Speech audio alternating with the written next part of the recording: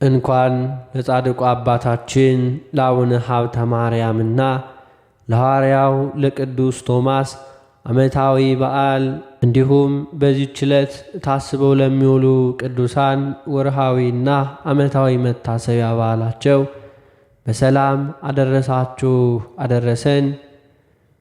በስመ አብ ወወልድ ወመንፈስ ቅዱስ አሐዱ አምላክ አሜን።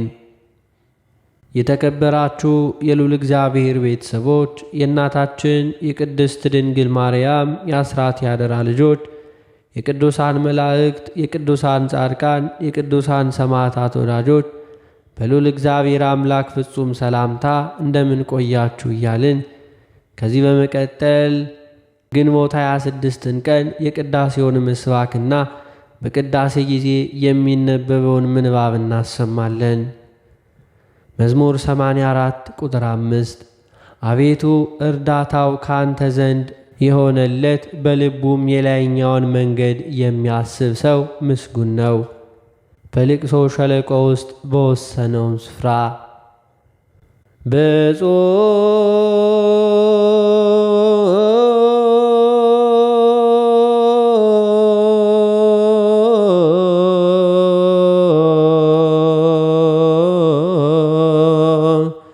ብእሲ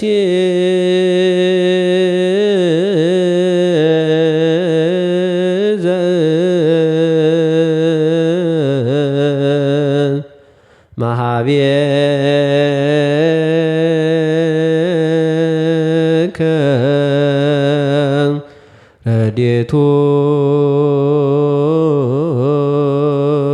እግዚኦ ወዘይሄ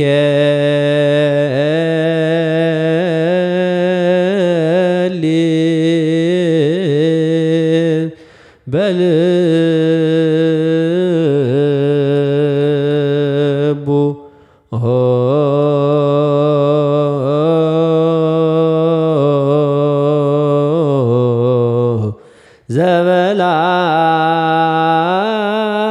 ዘበላሎ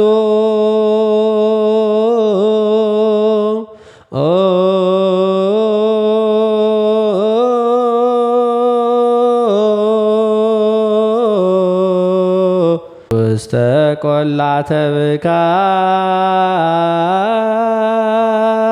ብካይ ብሔር ሀበ ሰራኮ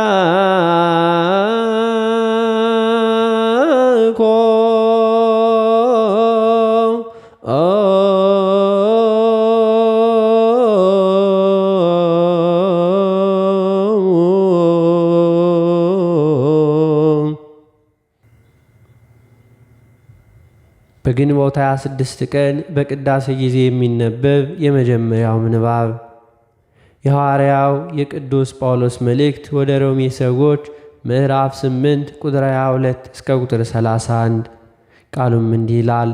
ፍጥረት ሁሉ እስካሁን ድረስ አብሮ በመቃተትና በምጥ መኖሩን እናውቃለን። እርሱም ብቻ አይደለም፣ ነገር ግን የመንፈስ በኩራት ያለን ራሳችን ደግሞ የሰውነታችን ቤዛ የሆነውን ልጅነት እየተጠባበቅን ራሳችን በውስጣችን እንቃትታለን። በተስፋ ድነናልና። ነገር ግን ተስፋ የሚደረግበቱ ነገር ቢታይ ተስፋ አይደለም። የሚያየውንማ ማን ተስፋ ያደርገዋል? የማናየውን ግን ተስፋ ብናደርገው በትዕግሥት እንጠባበቃለን። እንዲሁም ደግሞ መንፈስ ድካማችንን ያግዛል፣ እንዴት እንድንጸልይ እንደሚገባን አናውቅምና። ነገር ግን መንፈስ ራሱ በማይነገር መቃተት ይማልድልናል። ልብን የሚመረምረው የመንፈስ ሐሳብ ምን እንደሆነ ያውቃል። እንደ እግዚአብሔር ፈቃድ ስለ ቅዱሳን ይማልድልናል። እግዚአብሔርንም ለሚወዱት እርሱ ሐሳቡን ለተጠሩት ነገር ሁሉ ለበጎ እንዲደረግ እናውቃለን። ልጁ በብዙ ወንድሞች መካከል በኩር ይሆን ዘንድ አስቀድሞ ያወቃቸው የልጁን መልክ እንዲመስሉ አስቀድሞ ደግሞ ወስኗልና አስቀድሞም የወሰናቸውን እነዚህን ደግሞ ጠራቸው፣ የጠራቸውን እነዚህን ደግሞ አጸደቃቸው፣ ያጸደቃቸውን እነዚህን ደግሞ አከበራቸው። በግንቦት 26 ቀን በቅዳሴ ጊዜ የሚነበብ ሁለተኛው ምንባብ ሐዋርያው የቅዱስ ይሁዳ መልእክት ምዕራፍ 1 ቁጥር 17 እስከ ፍጻሜ። ቃሉም እንዲህ ይላል። እናንተ ግን ወዳጆች ሆይ በጌታችን በኢየሱስ ክርስቶስ ሐዋርያት ቀድሞ የተነገረውን ቃል አስቡ። እነርሱ በመጨረሻው ዘመን በኃጢአተኝነት እንደ ገዛ ምኞታቸው እየሄዱ ዘባቾች ይሆናሉ ብለዋችኋልና። እነዚህ የሚያለያዩ ሥጋውያንም የሆኑ መንፈስም የሌላቸው ሰዎች ናቸው። እናንተ ግን ወዳጆች ሆይ ከሁሉ ይልቅ በተቀደሰ ሃይማኖታችሁ ራሳችሁን ለማነጽ እየተጋችሁ በመንፈስ ቅዱስ እየጸለያችሁ ወደ ዘላለም ሕይወት የሚወስደውን የጌታችን የኢየሱስ ክርስቶስን ምሕረት ስትጠባበቁ በእግዚአብሔር ፍቅር ራሳችሁን ጠብቁ። አንዳንዶች ተከራካሪዎችንም ውቀሱ፣ አንዳንዶችንም ከእሳት ነጥቃችሁ አድኑ፣ አንዳንዶችንም በሥጋ የረከሰውን ልብስ እንኳን እየጣላችሁ በፍርሃት ማሩ። ሳትሰናከሉ እንዲጠብቃችሁ በክብሩም ፊት በደስታ ነውር የሌላችሁ አድርጎ እንዲያቆማችሁ ለሚችለው ብቻውን ለሆነ አምላክና መድኃኒታችን በዘመን ሁሉ በፊትም አሁንም እስከ ዘላለምም ድረስ በጌታችን በኢየሱስ ክርስቶስ ክብርና ግርማ ኃይልም ሥልጣንም ይሁን አሜን። በግንቦት 26 ቀን በቅዳሴ ጊዜ የሚነበብ ሦስተኛው ምንባብ ሐዋርያት ሥራ ምዕራፍ 5 ቁጥር 24 እስከ ቁጥር 34። ቃሉም እንዲህ ይላል። የመቅደስ አዛዥና የካህናት አለቆችም ይህን ነገር በሰሙ ጊዜ እንጃ ይህ ምን ይሆን እያሉ ስለ እርሱ አመነቱ። አንድ ሰውም መጥቶ እነሆ በወህኒ ያኖራችኋቸው ሰዎች እየቆሙ ሕዝቡንም እያስተማሩ በመቅደስ ናቸው ብሎ አወራላቸው። በዚያን ጊዜ አዛዡ ከሎሌዎቹ ጋር ሄዶ አመጣቸው። በኃይል ግን አይደለም፣ ሕዝቡ እንዳይወግሯቸው ይፈሩ ነበርና። አምጥተውም በሸንጎ አቆማቸው። ሊቀ ካህናቱም በዚህ ስም እንዳታስተምሩ አጥብቀን አላዘዝናችሁምን? እነሆ ኢየሩሳሌም በትምህርታችሁ ሞልታችኋል። የዚህንም ሰው ደም በእኛ ታመጡብን ዘንድ ታስባላችሁ ብሎ ጠየቃቸው። ጴጥሮስና ሐዋርያት መልሰው አሉ፣ ከሰው ይልቅ ለእግዚአብሔር ልንታዘዝ ይገባል። እናንተ በእንጨት ላይ ሰቅላችሁ የገደላችሁትን ኢየሱስን የአባቶቻችን አምላክ አስነሳው። ይህን እግዚአብሔር ለእስራኤል ንስሐን የኀጢአትን ስርየት ይሰጥ ዘንድ ራስም መድኃኒት አድርጎ በቀኙ ከፍ ከፍ አደረገው። እኛም ለዚህ ነገር ምስክሮች ነን። ደግሞም እግዚአብሔር ለሚታዘዙ የሰጠው መንፈስ ቅዱስ ምስክር ነው። እነርሱ ሲሰሙ በጣም ተቆጡ፣ ሊገድሏቸውም አሰቡ። በግንቦት 26 ቀን በቅዳሴ ጊዜ የሚነበብ የወንጌል ምንባብ የዮሐንስ ወንጌል ምዕራፍ 14 ቁጥር 1 እስከ ቁጥር 13። ቃሉም እንዲህ ይላል። ልባችሁ አይታወክ፣ በእግዚአብሔር እመኑ፣ በእኔም ደግሞ እመኑ። በአባቴ ቤት ብዙ መኖሪያ አለ። እንዲህስ ባይሆን ባልኋችሁ ነበር።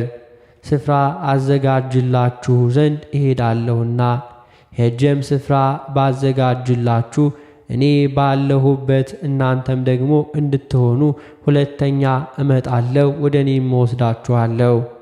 ወደምሄድበትም ታውቃላችሁ፣ መንገዱንም ታውቃላችሁ። ቶማስም ጌታ ሆይ ወደምትሄድበት አናውቅም፣ እንዴትስ መንገዱን እናውቃለን አለው። ኢየሱስም አለው፣ እኔ መንገድና እውነት ሕይወትም ነኝ።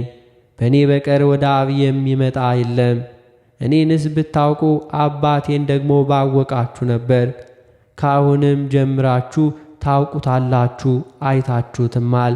ፊልጶስ ጌታ ሆይ አብን አሳየንና ይበቃናል አለው።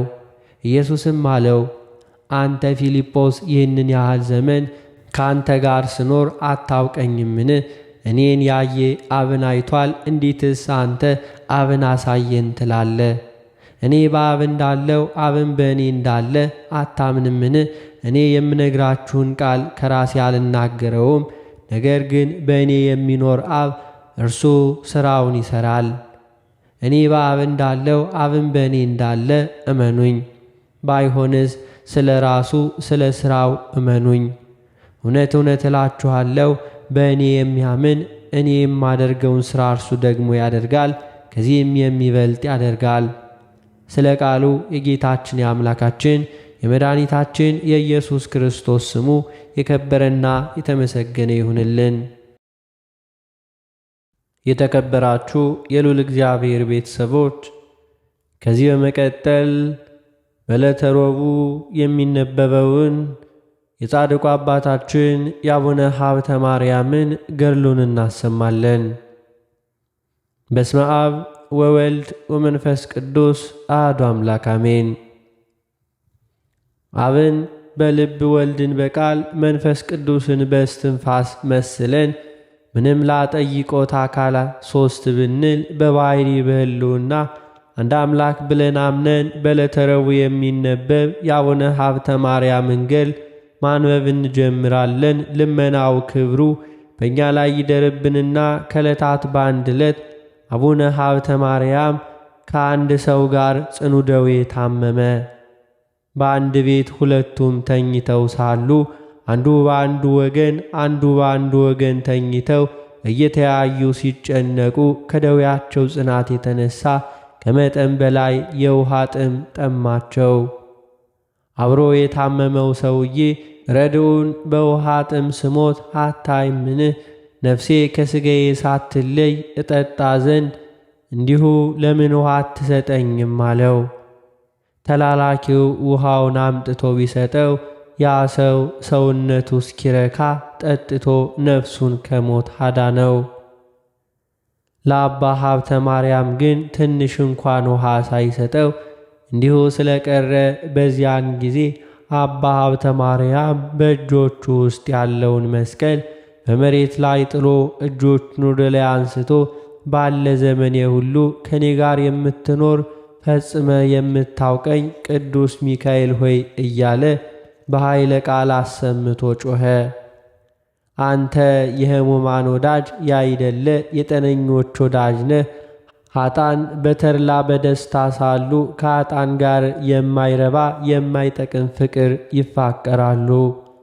ጸዋዖ መከራና ጭንቀት ነገር ባገኛቸው ጊዜ ግን የቀደመውን ፍቅራቸውን ይተዋሉ። አንተ ግን እውነተኛ ጻድቃን እስኪገቡበት ድረስ መንግሥተ ሰማያትን የምትከፍት እውነተኛ መልአክ ነህና። ወዳጄ የእግዚአብሔር ባለሟል ቅዱስ ሚካኤል ሆይ ረዳት የሌለው እንዳልሆን በጽኑ ውሃ ጥም ሳለሁ ቸል አትበለኝ። እንዲህ ብሎ ጮኸ። ያን ጊዜ ቅዱስ ሚካኤል እየመራቸው 7ቱ ሊቃነ መላእክት ወደ እርሱ መጡ። 24ቱ ካህናተ ሰማያትና በእልፍ የሚቆጠሩ ክቡራን መላእክት መጥተው በሚተኛበት አልጋ ዙሪያ ከበው ቆሙ። ቅዱስ ሚካኤልም የእግዚአብሔር ወዳጅ የምትሆን ሀብተ ማርያም ሆይ ላንተ ሰላም ይሁን፣ የእናቱን ጡት እንዳስተውሁት ብላቴና ለምን ትጮኻለህ አለው። አሁንም የእግዚአብሔርን የኢየሱስ ክርስቶስ መልእክተኛ በሚሆኑ በጴጥሮስና በጳውሎስ እጅ የጌታችን የኢየሱስ ክርስቶስ ሥጋውን ደሙን ተቀበል አለው። ከዚህ በኋላ ቅዱስ ሚካኤል እንዳዘዘው የጌታችን የኢየሱስ ክርስቶስን ሥጋውንና ደሙን ተቀበለ። ሥጋውን ደሙን ከተቀበለ በኋላ የፍቅር ሰላምታ ሰጥተውት በፍጹም ክብር ወደ ሰማይ አረጉ። አባ ሀብተ ማርያምም በተኛበትም ቤት መዓዛው ልብን የሚማርክ ሽቱ እንዲሁ የተመላ የመዓዛው ብዛት መዋት አንደበት ሊኖረው የማይችል ሽቱ እንዲሁ ተመላ። ያን ጊዜ አቡነ ሀብተ ማርያም በሐዋርያት በጴጥሮስና በጳውሎስ እጅ በተቀበለው ሥጋና ደሙ ምክንያት ድኖ ከእንቅልፉ እንደነቃ ጎልማሳ ፈጥኖ ተነሳ። ከዚያች ቀን አንስቶ የ24ቱ ካህናተ ሰማይ፣ የ4ቱ ኪሩቤል፣ የ7ቱ ሊቃነ መላእክት በዓልን ማክበር ጀመረ። የሰማዕታት አለቃ የሚሆን የቅዱስ ጊዮርጊስን፣ የዲያቆናት አለቃ የሚሆን የቅዱስ እስጢፋኖስን፣ የ12ቱን ሐዋርያትና የዮሐንስን መጥምቅ በዓል ጨምሮ አከበረ።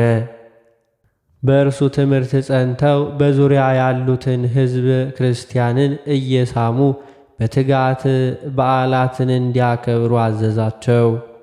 ለነፍሳቸውም ለሥጋቸውም ጥቅም ታገኛላችሁና የታሰሩትን በመጎብኘት የታመሙትን በመጠየቅ ያዘኑትን በማረጋጋት የታረዙትን በማልበስ የተጠሙትንና የተራቡትን በማብላት በማጠጣት በዓላቸውን አክብሩ እያለ አዘዘ።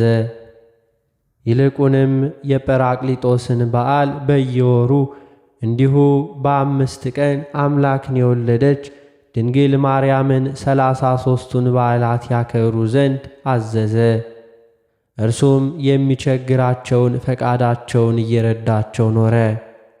ከእርሱ ጋር የሚኖር ቅዱስ ሚካኤል ለገሌ ቆብህን ስጠው፣ ለገሌ ልብስህን ስጠው እያለ እያዘዘው ነው እንጂ እርሱ ብቻ በየጊዜው አስቦ በጎ ነገርን የሚያደርግላቸው አልነበረም። ድካማቸውም ከደጅ ቆሞ በጮኸ ጊዜ እንዲሁ ከመስማት መነሳት ይገባል፣ ለምን እግዚአብሔርን ቸል ትለዋለህ ብሎ ቅዱስ ሚካኤል ይቆጣው ነበር። ቢኖርህ ስጥ፣ ባይኖርህ እዘን፣ እንደ ሰጠህ ይቆጠራልና ዝም ማለት የማይገባ ስለሆነ ተነስተህ ያለህን እንዲሁ ላንዱ ስጥ አለው። ሲያን ጊዜ ዳግመኛም ብራብ አላበላችሁኝም ያለውና በወንጌልም ስጡ ይሰጣችኋል ያለውን ቃል አስብ ይለው ነበር። ስለዚህ ቸል አትበል። እንዲህም ስላለው እርሱ ተነስቶ ለልጆቹ ጦሙን ውሎ ምግቡን ራቁቱን ሆኖ ልብሱን እንዳዘዘው ሁሉ ይሰጣቸው ነበር። ጌታ ጌትነቱን በምትናገርበት ወንጌል በመብል በመጠጥ ልቦናችሁን አታወፍሩ፣ እንዲሁም እወቁ ያለውን አልሰማችሁምን? ያለ መጠን መብላት መጠጣት ምን ይጠቅማችኋል ብሎ እውነት ነገርን እየመከረ ያለ ፈቃዳቸው ከእህል ውሃ የሚያጾማቸው ጊዜ ነበር። ጳውሎስም ከክፉ ሐሳብ ተለይታችሁ በጎ ነገር አብዝታችሁ እየሰራችሁ በመታዘዝ ተፋቀሩ ብሏልና እየታገሳችሁ ለሰውም እያዘናችሁ እየራራችሁ ለበጎም ነገር አብልጡ፣ በመንፈስ ቅዱስ ሕያዋን ትሆናላችሁና። ለበጎ ሥራ ቸል ሳትሉ መምህሮቻችሁን እርዱ። ተስፋችሁን ደጅ እየጠናችሁ መከራችሁን ታገሱ። እንግዳ መቀበልን እያስከተላችሁ የምእመናንን ሥራ በመሥራት ለጸሎታችሁ ጽሙዳን ሁኑ። ከሁሉ ግን የሚበልጥን ፍቅር ያዙ። የጨነቀውን ሁሉ በመርዳት እንደዚሁ ምጽዋትን ከመስጠት በቀር ፍቅር ምንድነው እንዳለ እናንተም ወንድሞች በነፍስ ትድኑ ዘንድ የእግዚአብሔርን ትእዛዝ ጠብቁ። በመጽሐፍ መጀመሪያ የነገርናችሁን የእናቱን ነገር ለመናገር እንመለስ። የደግነቷን ነገር ግን በኋላ እንነግራችኋለን እንዳልን አሁን በዚህ ዓለም እንደኖረች እንዲሁ ገልጠን እንነግራችኋለን። ከ10 ትውልድ የሚበልጥ ደግ ጻድቅ አባ ሀብተ ማርያምን እንደወለደች ገልጸን ነግረናችሁ አሁን ደግሞ የኑሮዋን ታሪክ እንነግራችኋለን። ባሏ ከሞተ በኋላ ለራሷ ምንም ሳታስቀር ገንዘቧን እናት አባት ለሞቱባቸው ለባልቴቶች፣ ለጦም አዳሪዎችና በድሆች ለእነርሱ ሰጥታ ጨርሳ ከዚያም አገልጋዮቿን ነፃ ወጣቻቸው። ከእግዚአብሔር ፊት የሚደርስ በጾም በጸሎትና በስግደት ሰውነቷን በምታደክምበት ገንዘብ በጎ ገድልን መጋደል ጀመረች። እንዲህ ባለ ገድል ሳለች ከሰማይ እንዲህ የሚል ቃል ሰማች። ዮስቲና ሆይ ስለ አንቺ እንደ አንቺም ላሉ ምእመናን ወደዚህ ዓለም መጣው። ሰው ሆኜ ከተወለድኩ በኋላ በየጥቂቱ አደግኩ። በ30 ዘመን በዮርዳኖስ ተጠምቄ 40 ቀን ከጾምኩ በኋላ በቀራንዮ ተሰቀሉ። ሞቼ 3 መዓልት 3 ሌሊት በከርሰ መቃብር አድሬ ያለመለወጥ ብርሃነ መለኮቱን ገልጬ ከተነሳው በኋላ የነቢያትን ትንቢት በመፈጸሜ ወደ ሰማይ እንደዚሁ አረጉ። እኔን ለማገልገል ሴቶች ወንዶችን ባሮችሽን፣ ወንድሞችሽን፣ እህቶችሽን፣ ቤትሽንም እንዲሁ ሰውተሽ 80 ርስት ከተሞችን 70 አክሊሎችን እነሆ አዘጋጀውልሽ የሚለውን ቃል ሰማች። ይህንንም ቃል ኪዳን ከሰጣት በኋላ በጆሮቿ እየሰማች በክብር በብርሃን በቅዳሴ በስልጣን ወደ ሰማይ አረገ።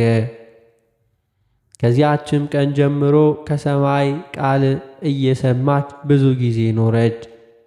ከዕለታት በአንድ ቀን ከጎረቤቷ ላሞችና በሮች መጥተው የባልቴቲቱን ጎመን በልተው ስሩ እስኪነቀል ድረስ የተረፈውንም በእግራቸው ጠቅጥቀው አጠፉባት። ያች የጎመን ባልቴት አይታ ያለዚህ የምበላው ሌላ ገንዘብ የለኝም፣ ምን ላድርግ በማለት ቃሏን ከፍ አድርጋ በኃይለ ቃል አሰምታ ጮኸች። የምበላው ጎመኔ ዛሬ አልቋልና ከእንግዲህስ ወዲህ የዕለት ምግብን ለማግኘት እችል ዘንድ ወደ ሌላ ሀገር እሄዳለሁ አለች። ያች ባልቴት እንዲህ እያለች ስታለቅስ ዮስቲና ጌታ የምትበይውን ጎመን እንደ ቀድሞ የለመለመ ሆኖ ይበቅልልሻል፣ ዘወትር ከእርሱ ትበያለሽና አይዞሽ አትዘኝ በያት ሲል ከሰማይ ቃል ሰማች። ያን ጊዜ ዮስቲና ያችን ባልቴት ጠርታ ጎመኑ ዛሬ ፈጥኖ ይበቅልልሻልና አትዘኝ እንዲሁ ብላት ያች ባልቴት ቅድስት ዮስቲናን እንዲህ ተረጋግጦ ተሰባብሮ ከተነቃቀለ በኋላ በቅሎ ይለመልማልን? እንዲሁም አለቻት። ቅድስት ዮስቲናም አዎን በእግዚአብሔር ትእዛዝ ፈጥኖ ይበቅልልሻል ስትላት ከዚህ አነጋገር ጋር ያለ ስብራት ጎመኑ እንደ ቀድሞ ደና ሆኖ ተነሳ። ይህን ታምር አይታ አደነቀች። በኋላ ያች እቤር እመቤቴ ዮስቲና ሆይ ከእግዚአብሔር ሥልጣንን አግኝተሻልና በአንቺ ጸሎት ከክፉ ነገር ሁሉ እንድድን አስቢኝ አለቻት። የቸርነቷን ነገር ሁሉ ግን እንዲሁ በማከታተል አብዝተን በተናገርን ነበር። የጻድቁ የአቡነ ሀብተ ማርያም ሥራ ከደጊቱ ከቅድስት ዮስቲና ሥራ ጋር አንድ ስለሆነ እንዳይበዛ ባጭሩ ተው ነው። ቅድስት ዮስቲናም ደጋጎች ሥራን ሰርታ ከፈጸመች በኋላ በፍቅር አንድነት ባረፈች ጊዜ እግዚአብሔር አስቀድሞ ተስፋውን እንደነገራት 7ቱን አክሊላት ሸለማት። ሰማያውያን አህጉራተ ገነትን አወረሳት። ንዕርት ክብርት በምትሆን በቅድስት ዮስቲና ጸሎት እግዚአብሔር ለዘላለሙ ምሕረትን ይስጠን፣ አሜን። አቡነ ሀብተ ማርያምም ወገቡን መውጊያ ባለው ሰንሰለት አስሮ ጀርባውን በአለንጋ እየገረፈ ፊቱን እየጸፋ ጽኑ እንባን እያፈሰሰ በመጾም ቁሞ በመጸለይ ጸንቶ ኖረ። አስቀድመን እንደተናገርን በባህር ላይ ቆሞ 500 ስግደትን ይሰግድ ነበር። እንዲህ ባለ ሥራ ጸንቶ ሳለ ከዕለታት በአንድ ቀን ሥጋውን ደሙን ለመቀበል ወደ ቤተ ክርስቲያን ሄደ።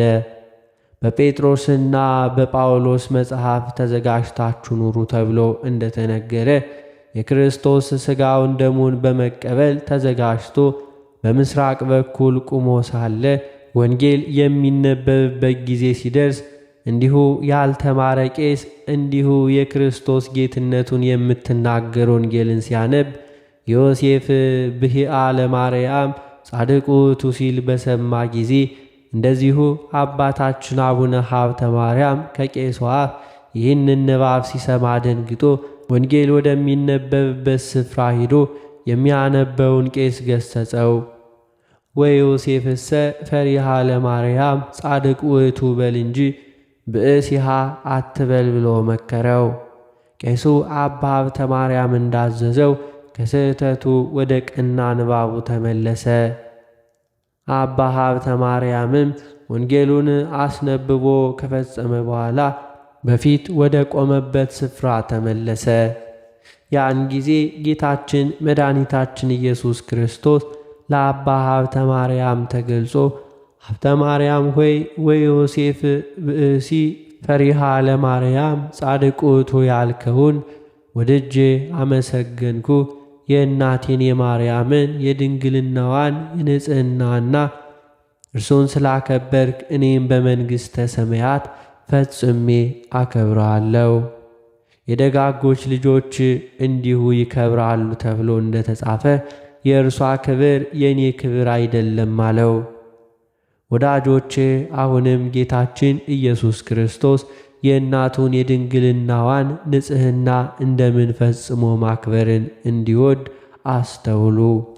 የድንግልናዋን ንጽሕና የሚንቁትንና የሚያቃልሉትን እንደምን ፈጽሞ አይነቅፋቸው? የመጽሐፍን ቃል ቸል የሚሉትንስ መንግሥተ ሰማያትን ከመግባት እንደምን አያርቃቸው? በወንጌል ያለውን ትርጓሜ ሳያውቁ እንዲሁ ያልተካከለውን ንባብ ይዘው የሌላውን ልጆች የኢየሱስ ወንድሞች በማለት ለራሳቸው እንደሚመች አድርገው ትርጓሜ አብጅተው የሚክዱትን እንደምን አይነቅፋቸው? አሁንም ዮሴፍ ብእሲሃ ለማርያም የሚሉትን ለያቸው እንጂ አትተዋቸው። እንዲህ የሚል ጽሑፍ ብታገኝ እንዳይኖር እርሱን ፍቀ ፈሪሃ ለማርያም የሚለውን ጻፍ ብሎ አዘዘው። በኋላም ጌታ ሰላምታ ሰጥቶት በክብር በቅዳሴ በብርሃን በሥልጣን ወደ ሰማይ አረገ። አባ ሀብተ ማርያምም ከፈጣሪው ጋር ፊት ለፊት ቀርቦ በተነጋገረ ጊዜ ፊቱ በመንፈስ ቅዱስ ብሩህ ሆነ። ሙሴ ከፈጣሪው ጋር ፊት ለፊት በተነጋገረ ጊዜ በፊቱ ብርሃን እንደተሳለበት ከቤተ ክርስቲያን ሲወጣ ያዩት ሰዎች የፊቱን ብርሃን አይተው መቅረቡን ፈርተው አደነቁ። የእስራኤል ወገኖች የሙሴን ፊት ገልጦ ማየት እንዳልተቻላቸው እንደዚሁ ሁሉ የአባ ሀብተ ማርያምን ፊት ገልጠው ማየት አልተቻላቸውም። እንደሚገባ እናቱ ድንግል ማርያምን ስላከበረለት ጌታችን መድኃኒታችን ኢየሱስ ክርስቶስ በቸርነቱ ፈጽሞ አክብሮታልና። አባ ሀብተ ማርያምም ፊቱ በሰው ፊት ብርሃን እንደተሳለ ባወቀ ጊዜ ከባቱ ገብቶ አቤቱ ጌታ ኢየሱስ ክርስቶስ ሰውርልኝ እንጂ በሰው ፊት ክብሬን አትግለጥብኝ፣ በቸርነት አድነኝ ብሎ ጸለየ። እንዲህም ብሎ በጸለየ ጊዜ በእግዚአብሔር ፈቃድ የፊቱ መልክ ተለውጦ እንደ ቀድሞ ሆነ። ይህን ያለ ከሰው ዘንድ ጥፋት ውዳሴ ከንቱ ፈርቶ ነው። ከዕለታትም በአንድ ዕለት እሁድ ቀን ከቤተ ክርስቲያን ገብቶ ሥጋውን ደሙን ተቀብሎ ወደ ቤቱ ተመለሰ። እንዳስለመደው ቃሉን ከፍ አድርጎ ወንጌልን ሲያነብ ምራቅ ካፉ ወጥቶ ምድር ላይ ቢወርቅ ደንግጦ ስለ ክብሩ ቁርባን በመስቀሉ ምራቁን ከናፈሩ አንስቶ አንድነት እንዲሁ ተቀበለው። ያን ጊዜ ጌታችን መድኃኒታችን ኢየሱስ ክርስቶስ በሚያስደነግጥ ግርማ ሆኖ ለእርሱ ተገለጠለት። ሀብተ ማርያም ሆይ በአንድ ሰዓት ውስጥ ሁሉ ኃጢአት ሠራህ አለው። አንዱ ሥጋው ደሙን ከተቀበልክ በኋላ ጮኸ ወንጌልን ታነብ ዘንድ ማን አዘዘህ? ሁለተኛ ለቄስ ሳትናገር የወደቀውን ምራቅ ከአፈሩ ጋር አንስተህ ጎረስክ እንዲሁ ለምን አለው። ሁሉንም ስለ በደልክ ራስህን ለካህን አስመርምር፣ እልፍ ስግደት ስገድ አለው። ጌታም ይህን አዞት ተሰወረ።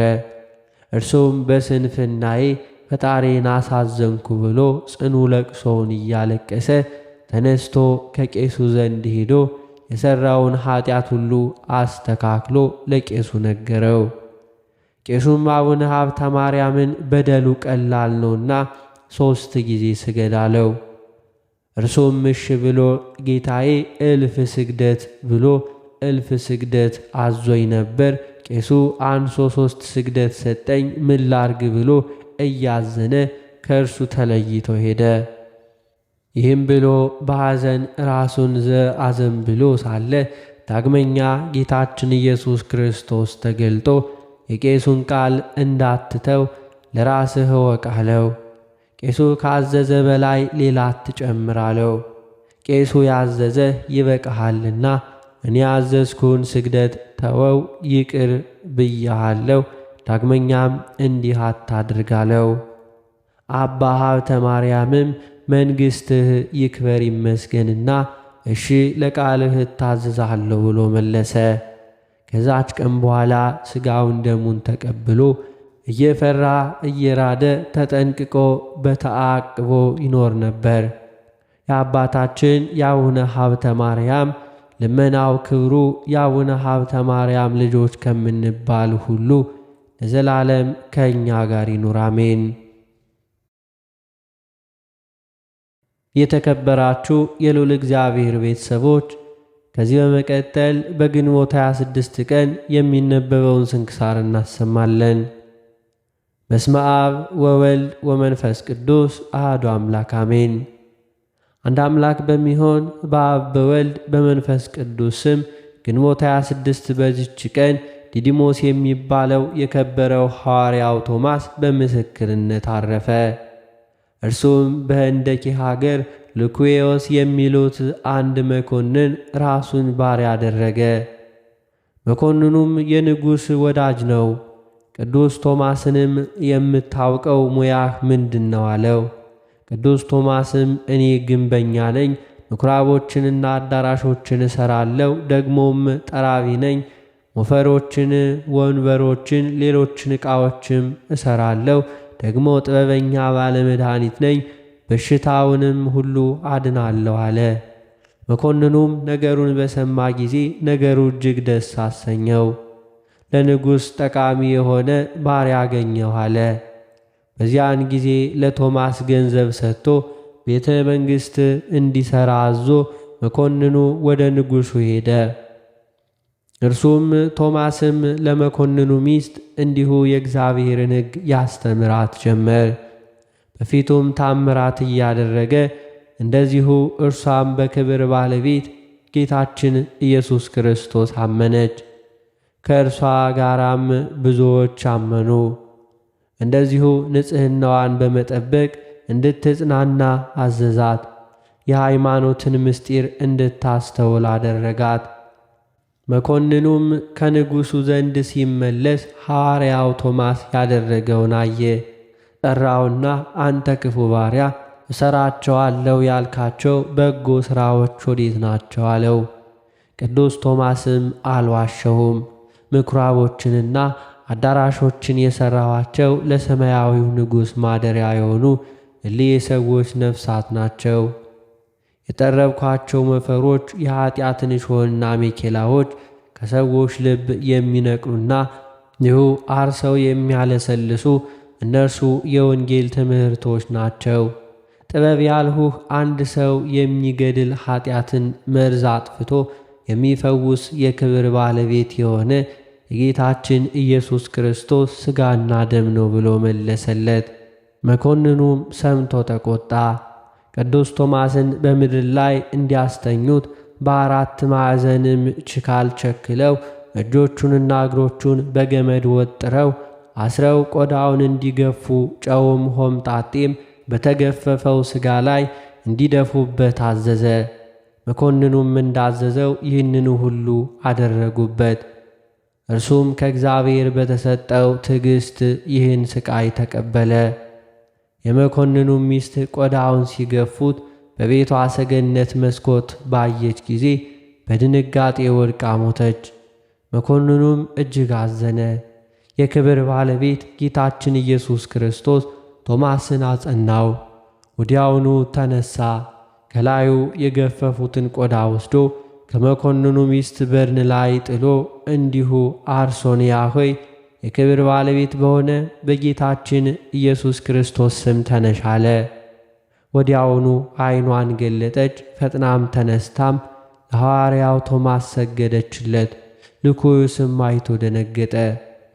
ሐዋርያውም ሰገደለት፣ ይቅርታንም ያደርግለት ዘንድ በመለማመጥ ለመነው። ቅዱስ ቶማስም በጌታችን ካመንክ ትድናለህ አለው። እርሱም በክብር ባለቤት በጌታችን ኢየሱስ ክርስቶስ አመነ። እንዲሁም የሀገሩ ሰዎች ሁሉ አመኑ። በአብ በወልድ በመንፈስ ቅዱስ ስም አጠመቃቸው። ኤጲስቆጶሳትን፣ ቀሳውስትን፣ ዲያቆናትን ሾመላቸው። እያስተማራቸውና በቀናች ሃይማኖትም እያጸናቸው ከእነርሱ ዘንድ ኖረ። ደዌ ያለበትን በላዩ ቆዳው እንዲሁ ሲያኖርበት ወዲያውኑ ይድናል። ከዚህ በኋላ ከእነርሱ ዘንድ ወጥቶ እንዲሁ ቀንጦሪያ ከሚባል ሀገር ገባ። ሲገባም አንድ ሽማግሌ ሰው መራራ ልቅሶ እያለቀሰ አገኘ። ቅዱስ ቶማስም እንዲህ ለምን ታለቅሳለህ አለው። ሽማግሌም እንዲሁ 7 ልጆች ነበሩኝ፣ በሐሰት ነገር ንጉሡ ገደለብኝ፣ ደግሞ ዕዳ አለብኝ። ከእነርሱ አንዱ እንኳን ቀርቶ ቢሆን ለኑሮዬ በተራዳኝ ነበር ብሎ መለሰለት። ቅዱስ ቶማስም ሰምቶ ቆዳውን ሰጠውና ይህን ወስደህ በልጆችህ መቃብር ላይ አኑር አለው። እንዳዘዘውም ባደረገ ጊዜ 7ቱ ልጆቹ ሌሎቹም 8 ወንዶች በዚያ አስቀድሞ በዚያ ተቀብረው የነበሩ በአንድነት ተነሱ። ይህችም ታምር በሀገሮች ሁሉ ተሰማች። የጣዖታት ካህናት ተቆጥተው በድንጋይ ሊወግሩት ጀመሩ። ያን ጊዜ እጆቻቸው ደረቁ። የቸር አምላክ ሐዋርያ ሆይ ከፈጣሪ በስተቀር ሌላ አምላክ እንደሌለ አመን፣ ማረን፣ ይቅርም በለን እያሉ ጮኹ። ያን ጊዜ አዳናቸው። የቀናች ሃይማኖትንም አስተምሮ በአብ በወልድ በመንፈስ ቅዱስ ስም አጠመቃቸው። ኤጲስቆጶሳትን ቀሳውስትንና ዲያቆናትንም ሾመላቸው። ከዚህ በኋላ ወደ አቴና ወደ መቄዶንያ ሄዶ በውስጧ በክብር ባለቤት በጌታችን ስም ሰበከ። ስለ እርሱ ነገሥታቱና መኳንንቱ ሰሙ፣ ይዘውም አሰሩት። የንጉሡም ሚስት ከልጇ ጋር ወደ ወህኒ ቤት እየመጣች የቅዱስ ቶማስን ትምህርቱን ትሰማ ነበር። ብዙዎችም በስውር እየመጡ ያስተምራቸው ነበር። በክብር ባለቤት በጌታችን አመኑ።